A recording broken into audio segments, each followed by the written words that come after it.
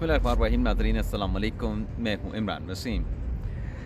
नाज़रीन, प्रोग्राम में एक तो आपको ये बताएंगे कि साबिक़ वज़ीर आज़म इमरान ख़ान की रिहाई की शराइत क्या रखी गई हैं, बल्कि ये रिहाई और शराइत का मामला क्या है, इसकी डिटेल आपके साथ हम शेयर करने जा रहे हैं। इसके अलावा उम्रा वीज़ा पर पाबंदी, सऊदी अरब का माह रमज़ान में पाकिस्तान को तोहफ़ा, ये क्या मामलात हैं, इनकी तफ़सीलात भी ब्लॉग में आगे चल के आपकी खिदमत में पेश करेंगे।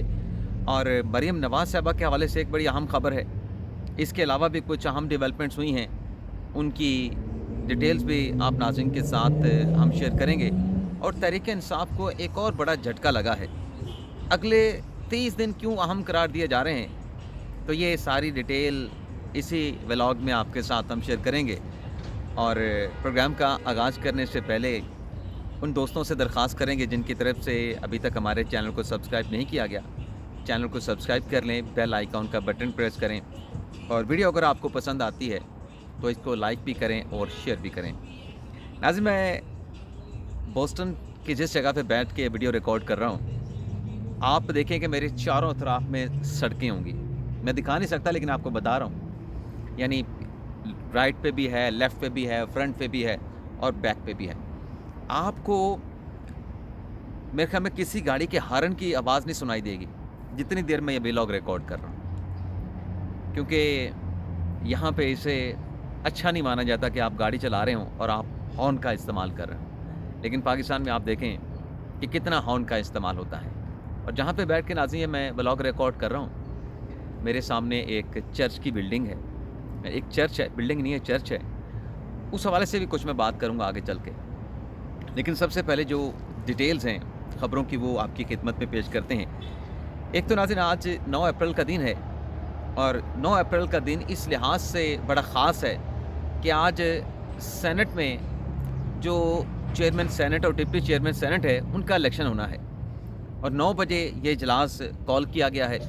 इसहाक डार साहब को सेनेट के इंतखाबात का प्रिजाइडिंग ऑफिसर मुकर्रर किया गया है। 9 बजे इजलास होगा, 2 सेशन में ये इजलास चलेगा। पहले सेशन में तो जो नए सेनेटर मुंतखब हुए हैं उनसे हल्फ लिया जाएगा। फिर उसके बाद दोबारा 12 बजे ये सेनेट का इजलास होगा। उसमें भी जो लोग रह जाते हैं हल्फ उठाने के लिए, उनसे जो है वो हल्फ लिया जाएगा बतौर सेनेटर जो नए मुंतखब हुए हैं। और फिर सेनेट का इलेक्शन होगा, क्योंकि पाकिस्तान तहरीक इंसाफ ने सेनेट के इलेक्शन का बाइकआउट किया। हालांकि तहरीक इंसाफ में ख़ासा ज़्यादा इख्तलाफ पाया जा रहा था, क्योंकि ऐसे कुछ अरकान अक़लियत में थे। मेजॉरिटी में तो ये फ़ैसला हुआ कि हमें सेनेट के इंतखाबात का बाइकआउट करना चाहिए, जो चेयरमैन सेनेट और डिप्टी चेयरमैन सेनेट के होने जा रहे हैं। लेकिन अक़लियत में ऐसे कुछ अरकान थे जिनकी तरफ से कहा गया कि हमें मैदान खाली नहीं छोड़ना चाहिए, हमें जो है वो डिप्टी चेयरमैन और चेयरमैन सेनेट का इलेक्शन जो है वो लड़ना चाहिए। लेकिन बहरहाल देखते हैं, आज जब 12 बजे ये इजलास दोबारा वोटिंग के लिए शुरू होगा, अरकान हल्फ भी उठाएंगे, तो उसमें जो कैंडिडेट्स होंगे उनका ऐलान होगा। अब तहरीक इंसाफ तो इलेक्शन लड़ नहीं रही, चेयरमैन सेनेट का, डिप्टी चेयरमैन सेनेट का, और पीपल्स पार्टी और नून लीग में इत्तेहाद हो चुका है। तो अभी तक जो चेयरमैन सेनेट के उम्मीदवार हैं उनके मुकाबले में कोई कैंडिडेट नहीं है। तो देखते हैं, इसमें अगर कोई उम्मीदवार सामने आया फिर तो वोटिंग होगी। अगर उम्मीदवार सामने नहीं आया चेयरमैन डिप्टी चेयरमैन का, तो फिर बिला मुकाबला ये चेयरमैन और डिप्टी चेयरमैन सेनेट का जो इलेक्शन है, इसका जो है वो ऐलान कर दिया जाएगा। कल एक अटैम्प्ट की थी पाकिस्तान तहरीक इंसाफ ने कि इस इलेक्शन को रुकवाया जाए। इस्लामाबाद हाई कोर्ट में पटिशन दायर की। 5 सेनेटर हजरात हैं तहरीक इंसाफ के, जिसमें ज़रका साहबा थी, सेनेटर ज़रका सोरवर्दी, सेनेटर सैफुल्लाह अबड़ो, फलक नाव साहबा थी, सैफुल्लाह नियाज़ी साहब थे। ये सैफुल्लाह नियाज़ी साहब नाज़िम वही हैं जो पिछले दिनों बड़े आला जेल में खान साहब के साथ मुलाकात करके आए, लेकिन खान साहब ने उनके साथ बात नहीं की सिर्फ सलाम करने के अलावा, और कहा कि तुम तो मुश्किल वक्त में हमारे साथ नहीं खड़े थे। तो ये भी पटिशन में शामिल हैं। फौजिया शाह साहबा भी हैं। लेकिन कल हाई कोर्ट में जब एतराज़ात इस पटिशन पर लगे, तो एतराज़ात के साथ ये दरख्वास्त फिक्स हुई। शोएब शाहीन साहब ने दलाइल दिए कि ये जो चेयरमैन और डिप्टी चेयरमैन का सेनेट का इलेक्शन होने जा रहा है, इससे फेडरेशन को खतरा है, क्योंकि इस इलेक्शन में शोएब शाहीन साहब ने कहा कि जो KPK के सेनेटर हैं वो तो अपना हक़ राय इस्तेमाल नहीं कर पाएंगे, तो आप इसे ईद तक जो है वो ईद के बाद तक मुलतवी कर दें, कोई फ़र्क नहीं पड़ेगा। लेकिन आमिर फ़ारूक साहब ने कहा कि कैसे रोक दें, हम आपकी दरख्वास्त पे एतराज़ात हटा देते हैं اور نوٹس جاری کر دیتے ہیں۔ تو اتنا ہی کیا عامر فاروق صاحب نے فیصلہ محفوظ کرنے کے بعد جب اناؤنس کیا گیا تو نوٹس فریقین کو جاری کر دیے گئے اور اس میں کسی قسم کا حکم امتناع نہیں تھا۔ تو یہ تحریک انصاف کے لیے ایک بری خبر ہے کہ ایک طرف بائیکاٹ کیا، دوسری طرف الیکشن کو رکوانے کی کوشش بھی کی لیکن کامیاب نہیں ہو سکی۔ لیکن سوال یہ ہے کہ آج اگر یہ سوال ہے پی ٹی آئی کا کہ اگر سینٹ کا الیکشن ہوتا ہے چیئرمین کا، ڈپٹی چیئرمین کا، تو اس میں کے پی کے جو حضرات ہیں، سینیٹر حضرات ہیں، وہ اپنا حق رائے استعمال نہیں کر پائیں گے، تو یہ آپ کو پین پہلے بھی ہونا چاہیے تھا، بہت پہلے آپ کو اس معاملے پہ پھر رجوع کرنا چاہیے تھا اسلام آباد ہائی کورٹ سے۔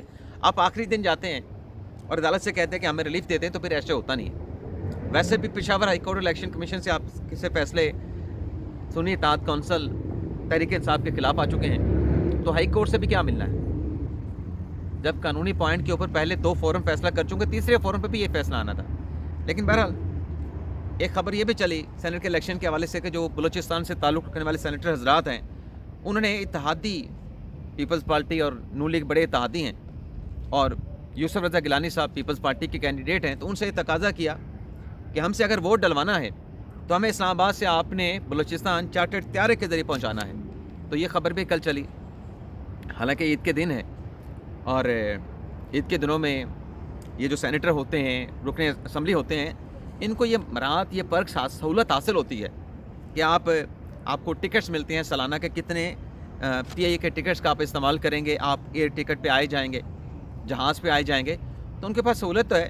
تو غالباً الیکشن کی وجہ سے ہو سکتا ہے کہ بلوچستان کی فلائٹ نہ ہو، اس وجہ سے انہوں نے کہا کہ آپ ہمیں یہ بندوبست کر کے دیں، ورنہ تو ہم عید کرنے گھر جا رہے ہیں۔ تو اس میں کوئی مضاحکہ نہیں اور انتظام پرائیویٹ طور پہ ہونا ہے، پیسے یا پیپلز پارٹی یا نون لیگ نے دینے، پیپلز پارٹی دے گی، ظاہر سی بات ہے، چیئرمین سینٹ ان کا ہے۔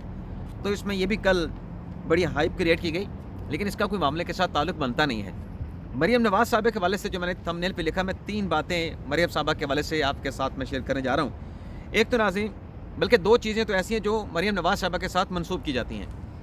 ایک تو صنم جاوید صاحبہ ہیں، وہ کل میڈیا کے ساتھ گفتگو کرتے ہوئے کہہ رہی تھیں کہ ہمارے خلاف یہ جو ضمانت کے بعد اور مقدمہ اس میں گرفتار کر لینا، یہ مریم نواز کی ایما پہ کیا جا رہا ہے۔ اب صنم جاوید صاحبہ ہوں یا عالیہ حمزہ صاحبہ ہوں، ان کے خلاف مقدمات جھوٹے، تحریک انصاف یہ کہتی ہے جھوٹے ہوں گے مقدمات، جھوٹے ہیں مقدمات۔ لیکن چلیں مجھے یہ بتائیں، میاں والی والے مقدمے کی بات ہو رہی ہے کہ جھوٹے ہیں، اگر آپ کے خلاف مقدمات جھوٹے ہیں تو آپ کون سا سچ بول رہے ہیں؟ 9 مئی کا واقعہ کب پیش آیا؟ مریم نواز کسی جگہ پہ تھی؟ مریم نواز تو کسی جگہ پہ نہیں تھی۔ اور 9 مئی کا واقعہ کس کے خلاف ہوا؟ کس نے اس کے اوپر اقدامات اٹھائے؟ کس نے کور کمانڈر اجلاس بلایا؟ کس نے فیصلہ کیا کہ 9 مئی کے ملزمان کے ساتھ کسی قسم کا کمپرومائز نہیں ہوگا؟ تو آپ اگر گرفتار ہوئے، آپ کے خلاف جھوٹے مقدمات جیسے آپ کہتے ہیں، تو پھر بولیں تو سچ۔ جنہوں نے بنایا ان کا پھر آپ نام لیں، ان کا نام نہیں لیتے۔ ماہ رمضان کا مہینہ، روزہ چلیں آپ رکھتی ہوں گے، میں مان لیتا ہوں، تو روزے میں یہ جھوٹ بولنا مناسب ہے کہ مریم نواز نے آپ کو پکڑوایا؟ سچ بولیں نا، سچ بولیں، بتائیں پھر قوم کو، اور پھر یہ بھی بتائیں کہ کیوں پکڑا گیا، یہ بھی بتا دیں۔ لیکن اس میں ایک اور چیز ہے ناظرین، جو دوسری چیز جو سعودی عرب کا میں نے حوالہ دیا کہ غیر اخلاقی تصویر یا ان کے ساتھ غیر اخلاقی ان کے ساتھ حرکت کی گئی۔ حرکت ناظرین یہ ہوئی کہ اوریہ مقبول جان صاحب نے ایک ٹویٹ کیا، جس کو سوشل میڈیا پہ پھر وائرل بھی کیا گیا، جس میں انہوں نے حوالہ دیا۔ اوریہ مقبول جان صاحب نے تجزیہ کار ہیں، ویسے ایسے تجزیہ کاروں کو میں تجزیہ کار نہیں کہتا، میں طرزنہ کار کہتا ہوں، یہ میری ایک رائے ہے، آپ اختلاف کر سکتے ہیں۔ اب اس میں وہ نصرت بھٹو صاحبہ، ذوالفقار علی بھٹو صاحب کی جو اہلیہ ہیں، ان کی ایک تصویر ہے امریکی صدر فورڈ کے ساتھ، اس کی تصویر لگا کے، اور ساتھ میں مریم نواز صاحبہ جو کہ وزیر اعظم کے ساتھ گئی ہیں سعودی عرب کے دورے پہ، اور وہ وہاں پہ بیٹھی ہیں۔ سعودی عرب کے جو اعلیٰ حکام ہیں، ان کی کابینہ کے یا جو آفیشلز ہیں وہ بیٹھے ہیں، ان میں مریم نواز صاحبہ بھی بیٹھی ہیں۔ ان کا کمپیریزن کیا، اور جس انداز سے کیا میں اس کی ڈسکس میں نہیں جاؤں گا، لیکن اس میں ایک غیر اخلاقی حملہ کیا دراصل اوریہ مقبول جان صاحب۔ حالانکہ ان دونوں تصویروں کو کمپیریزن نہیں بنتا۔ اگر ماضی میں کسی نے اس تصویر کا جو کہ نصرت بھٹو صاحبہ کی ہے صدر فورڈ کے ساتھ، امریکن صدر کے ساتھ، غلط استعمال کیا تو وہ بھی غلط تھا، آج اس کے ساتھ یہ جو کمپیریزن کیا گیا یہ اس سے بھی زیادہ غلط ہے۔ تو ایک شخص جو تجزیہ کار خود کو کہتا ہے، और बारिश भी है, इस तरह की तस्वीर लगाना इंतहाई होची हरकत, बद इखलाकी भी नहीं इसको कहते हैं, इंतहाई होची हरकत है, नीच गिरी हुई हरकत है। अल्लाह ताला ऐसे लोगों को सबक दे। इसके अलावा नाज़रीन, जो तीसरी मैंने बात करनी थी मरीम नवाज़ साहबा के हवाले से, मरीम नवाज़ साहबा बड़ी एफिशिएंट हैं, अपने ऑफिस में टाइम पे आती हैं, चीज़ों को देखती हैं, पूछती हैं, प्रोग्रेस रिपोर्ट लेती हैं। लेकिन अभी तक जो चीज़ मैंने देखी है कि मरीम नवाज़ साहबा लाहौर के इर्द गिर्द, लाहौर के अंदर घूम रही हैं। पंजाब में और भी जगह हैं। माजरत के साथ मुझे अपने शहर का हवाला देने पड़ेगा, अहमदपुर शर्किया। शबाशी साहब वहाँ पे कुछ वादे करके आए थे, कितनी सड़कें बनाने का मरीम नवाज़ साहबा ने ऐलान किया। हमारे शहर की इंटरनल सड़कें भी नहीं बनी हुई, और सबसे बड़ी तहसील थी कबीर, और रियासत बहावलपुर जिसने पाकिस्तान को बनने पे सपोर्ट किया, माली तौर पे भी, इखलाकी तौर पे भी, हर तरीके से। उस रियासत बहावलपुर का हेडक्वार्टर था अहमदपुर शर्किया, डेरा नवाब साहब। आज उसकी हालत ज़ार देखें, और इस जैसे बहुत सारे शहर होंगे। अपने शहर का हवाला नहीं के साथ साथ बाकी शहरों का हवाला भी दूंगा कि ढेर सारे शहर होंगे वहाँ पे ना पीने का पानी, ना आपको हॉस्पिटल, ना आपको स्कूल, ना सड़कें, ना पार्क, कुछ भी सहूलत मैसर नहीं। तो लाहौर से निकल के बाकी शहरों का भी मरीम नवाज़ साहब विज़िट करें, वहाँ पे भी देखें क्या मसाइल हैं। और मैं अपने शहर के लिए तो वही मुतालबा करूँगा कि शहबाज शरीफ साहब ने जो अहमदपुर शर्किया में एक बड़ा जलसा किया, लोगों ने बड़ा खैर मकदम किया। आखिरी मरतबा हमारे शहर में जो काम हुए वो परवेज़ मुशर्रफ साहब के दौर में हुए, डिक्टेटर के दौर में हुए। बल्दियाती निज़ाम था, लोकल बॉडीज़ का सिस्टम था, उसके तहत काम हुए। बाकी हमारी सड़कें टूट फूट का शिकार हैं, गटर पानी उबल रहे हैं, कोई पुरसाने हाल नहीं, कोई पूछने वाला नहीं, पार्क नहीं, खेलने का ग्राउंड नहीं। तो थोड़ी सी तवज्जो ऐसे शहरों की तरफ भी दे लें तो मेरे ख्याल से वो अपनी पंजाब की चीफ मिनिस्टर होने का हक अदा करेंगे। तो ये तवज्जो दिलाओ नोटिस था जो मैंने आखिरी बात की है। अब आ जाते हैं नाज़रीन कि उम्रा वीज़ा पर पाबंदी और मोहम्मद बिन सलमान का माह रमज़ान में पाकिस्तान को तोहफ़ा, ये क्या मामला है। ये नाज़रीन दो अलग अलग खबरें हैं। एक नाज़रीन कल एक वीडियो मुझे दोस्त की तरफ से भेजी गई, जिसमें एक अरब भाई हैं सऊदी अरब के, जो ये बता रहे हैं कि जो उम्रे के वीज़े जारी होते हैं उसमें पाकिस्तानियों की मेजॉरिटी है जो आके वहाँ पे भीख मांगना शुरू कर देती है, चंदे के नाम पे, मस्जिद बनाने के नाम पे। भाई आपको उम्रे का वीज़ा जारी किया गया है, आप वहाँ पे जाके भीख मांगना, गदागरी करना, क्यों मुल्क को बदनाम करते हैं। उस तस्वीर में वो पाकिस्तानी सऊदी अरब है जिनके वालिद वहाँ पे थे और फिर बच्चे वहाँ पे हो गए, लेकिन वो अरबी हैं अरबी। वो ये बता रहे हैं कि अगर ये आपने इसी तरह से हरकतें जारी रखी तो फिर सऊदी अरब आपके उम्रे के वीज़ों पे पाबंदी लगाने पे मजबूर हो जाएगा। तो खुदारा इसका नोटिस हुकूमत भी ले, जो इस तरह से जाके उम्रे के वीज़े के ऊपर जहाँ पे भीख मांगते हैं, मुल्क की बदनामी करते हैं, इनका नोटिस हुकूमत भी ले। और आवाम को भी, ऐसे जो लोग हैं जो जाते हैं जिनके बारे में आपको नॉलेज है, उनकी निशानदही भी करें। कल को ये ना हो कि इनकी वजह से बाकी लोग जो उम्रा के लिए जाते हैं उनके लिए मसाइल पैदा हों। मोहम्मद बिन सलमान साहब ने पाकिस्तान को तोहफ़ा ये दिया है। पाकिस्तान के सऊदी अरब के साथ बड़े अच्छे ताल्लुकात हैं, बरादराना ताल्लुकात हैं। हमेशा मुश्किल वक्त में पाकिस्तान का साथ दिया, और हमेशा पाकिस्तान को ये भी कहा कि इन मुश्किलात से निकलने के लिए आप कोई हतमी कोशिशें करें, ये इस तरीके से मामलात नहीं चलेंगे। अभी आप देखें ना कि मोहम्मद बिन सलमान एक इनकलाब लेके आ रहे हैं सऊदी अरब में, कि पेट्रोल से जो वहाँ आमदन है वो एक दिन ख़त्म हो जाएगी सऊदी अरब की। ये वहाँ पे सोच रखी, ये सोच थी मोहम्मद बिन सलमान की।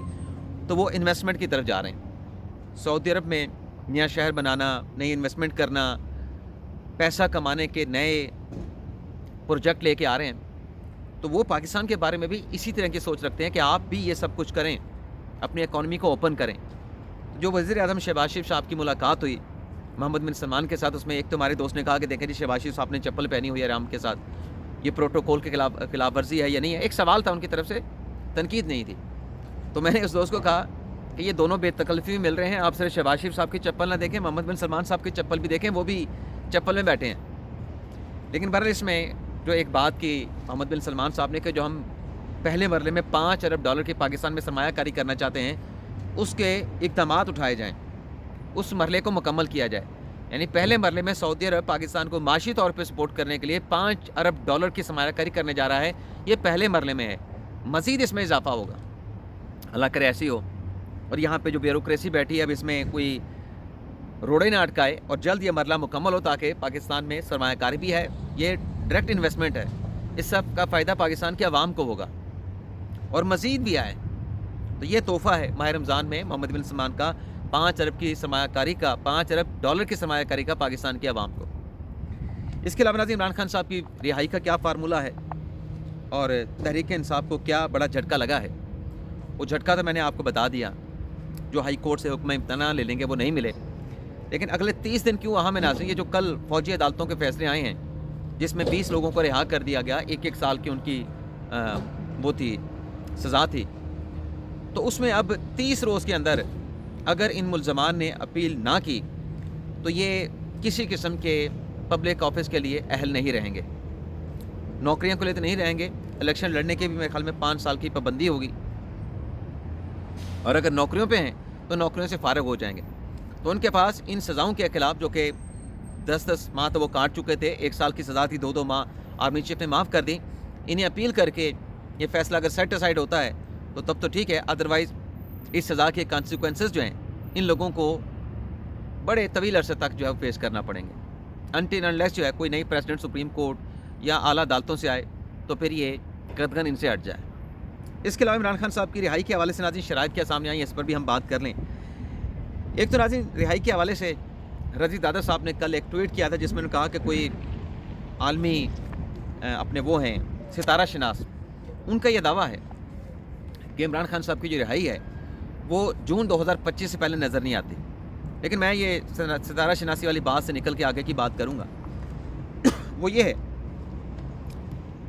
کہ جو شرائط رکھی گئی ہیں، جو تجویز پیش کی گئی ہے، بڑی اچھی پیش کی گئی ہے، اور میں نے کئی مرتبہ اپنے ولاگس میں بات بھی کی کہ خان صاحب ان مسائل کی وجہ سے، وہ کہتے ہیں نا خود اپنی لیے خان صاحب نے مسائل پیدا کیے ہیں، اس وجہ سے خان صاحب آج جو ہیں وہ قید ہیں، مقدمات کا سامنا کر رہے ہیں۔ تو انصار عباسی صاحب نے کل ایک آرٹیکل لکھا، میں اس کی زیادہ ڈیٹیل میں نہیں جاؤں گا، اس نے انصار عباسی صاحب نے یہ کہا ہے کہ خان صاحب چاہتے ہیں کہ ان کو رہائی ملے تو خان صاحب ایسے کریں، اپنے زبان اور غصے پہ کنٹرول کریں، اور یہ بات انصار عباسی صاحب نے اپنے کالم میں لکھی ہے کہ خان صاحب کے لیے جتنے مسائل پیدا ہوئے ہیں اس میں خان صاحب کی زبان اور غصے کا بہت زیادہ ہاتھ ہے، بلکہ میں کہوں گا کہ سارا ہاتھ ہی اسی کا ہے۔ تو اس میں انصار عباسی صاحب نے کہا کہ اگر عمران خان صاحب ان دونوں چیزوں پہ کنٹرول کر لیں، اپنی زبان پہ، اپنے غصے پہ، اور جو علی امین گنڈا پور صاحب نے ملاقات کی ہے کور کمانڈر پشاور کے ہاؤس میں، کابینہ بھی وہاں پہ موجود تھی، تو اس سلسلے کو اگر آگے بڑھایا جائے تو برف پگھل سکتی ہے۔ پی ٹی آئی کے لوگ خان صاحب کچھ عرصے کے لیے مطلب وہ کنٹرول کر لیں، زبان بندی کر لیں، غصے پہ کنٹرول کر لیں، اور تحریک انصاف کو حالات میں بہتری لانے کے لیے، تعلقات بہتر بنانے کے لیے جو ہے وہ فوکس کریں، تو خان صاحب اپنے مقدمات پہ فوکس کریں، پارٹی تعلقات بہتر بنانے پہ فوکس کریں، تو عمران خان صاحب کے لیے بہت ساری چیزیں جو ہے وہ حل ہو سکتی ہیں۔ خان صاحب کی رہائی کا دروازہ کھل سکتا ہے، رہائی کے امکانات پیدا ہو سکتے ہیں، لیکن یہ کیسے ہوگا؟ اصل سوال ہے کیسے ہوگا؟ خان صاحب کیا اپنے غصے پہ، اپنی زبان پہ قابو رکھ پائیں گے؟ ابھی دیکھیں نا کہ اڈیالہ جیل میں جو خان صاحب نے صحافیوں کے ساتھ گفتگو کی، اس میں خان صاحب نے کہا کہ جنرل باجوہ کے ساتھ مجھے میری حکومت کو ہٹایا گیا، تب بھی میں نے اس کے ساتھ 2 مرتبہ ملاقات کی، تو میں ان کے ساتھ بھی بات کرنے کے لیے تیار ہوں، بیٹھنے کے لیے تیار ہوں۔ تو خان صاحب بات کرنے کے لیے تیار ہیں، ایک طرف بات کرنے کے لیے تیار ہونے کی بات کرتے ہیں، دوسری طرف ان کے اوپر الزام بھی لگاتے ہیں کہ مجھے کچھ ہوا یا میری اہلیہ کو کچھ ہوا تو یہ آرمی چیف ذمہ دار ہوں گے۔ تو یہ تضاد ہے، جہاں عمران خان صاحب نے غصے اور زبان کو کنٹرول کرنا ہے، وہیں یہ تضاد جو ہے، یہ تضاد بھی دب جائے گا، یہ تضاد بھی کنٹرول ہو جائے گا۔ اور ظاہر سی بات ہے کہ جب آپ، ویسے بھی فرمان ہے، سیانوں کا کہنا ہے کہ کم بولو اور جو بھی بولو تول کے بولو، تو میرے خیال سے اچھا فارمولہ ایک دیا ہے اپنے انصار عباسی صاحب نے، اس میں خان صاحب کے لیے بہتری کی نوید ہے، بہتری کی امید ہے، لیکن کیا خان صاحب یہ کر پائیں گے؟